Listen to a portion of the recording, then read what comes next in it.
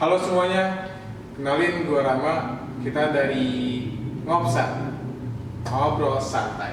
Di sini gue mau ngebahas sama teman-teman gue tentang kebiasaan-kebiasaan lingkup mahasiswa, terutama di kerja kelompok nih.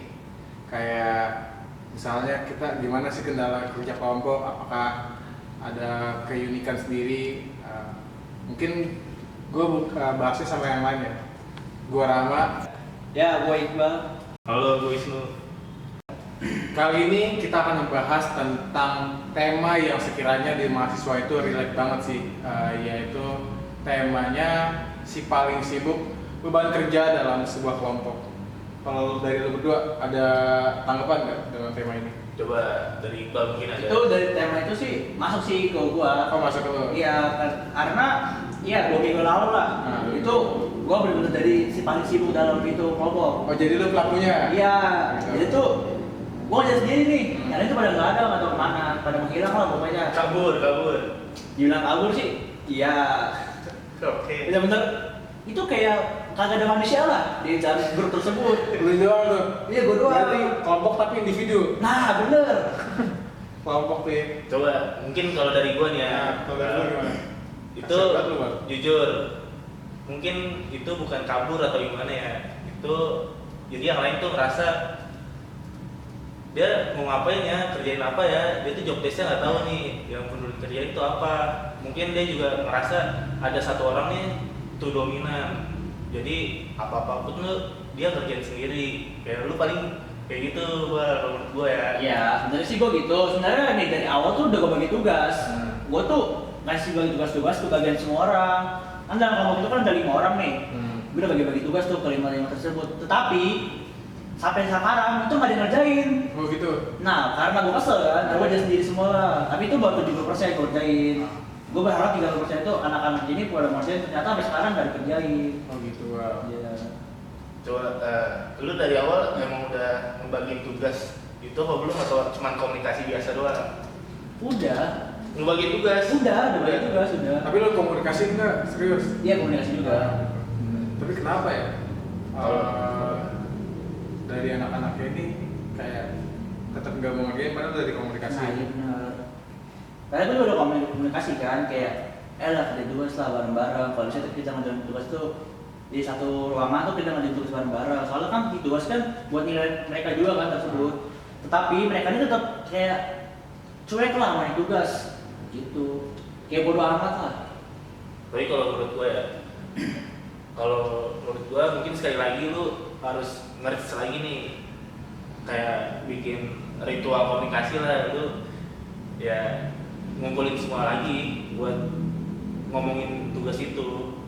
Jadi biar dia tuh ngerasa juga, oh ini nih yang perlu gue kerjain. Mungkin dari lu sendiri, mungkin yang lain pada nggak bisa ngerjain atau gimana, ya lu ngerasa ya udah gue kerjain semuanya aja gitu. Itu yang dominan. Gue sih setuju sama pendapat lu. Emang sih, gue sih udah ngomong gitu, tapi ya bagaimana ya. Tapi kalau menurut gue ya, dari tanggapan lu dan lu sama Luis, ini kayak masuk ke teori yang gue tahu sih. Apa tuh? Apa tuh kan yang gue dengar kan lu kan orangnya rajin bakat nih ya, rajin baca tuh. Betul kan? Betul. Boleh tahu nggak apa nama teorinya? Ya bener banget sih Bal. Teori yang lagi gue pelajarin ini itu tentang role theory atau teori peran. Jadi teori peran ini dikembangin sama beberapa orang. Salah satunya itu adalah Ralph Linton.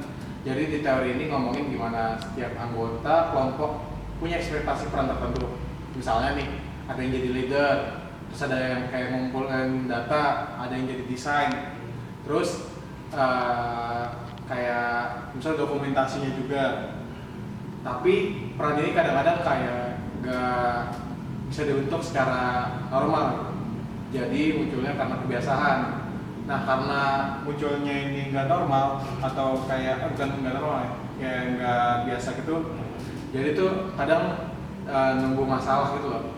Masalahnya tuh kayak kebanyakan orang ngambil peran atau punya ruang ngambil bagian orang lain. Jadi istilah katanya nih ya, yang dilakukan sama Iqbal ini dia kayak overload gitu loh, overload sama peran-peran itu.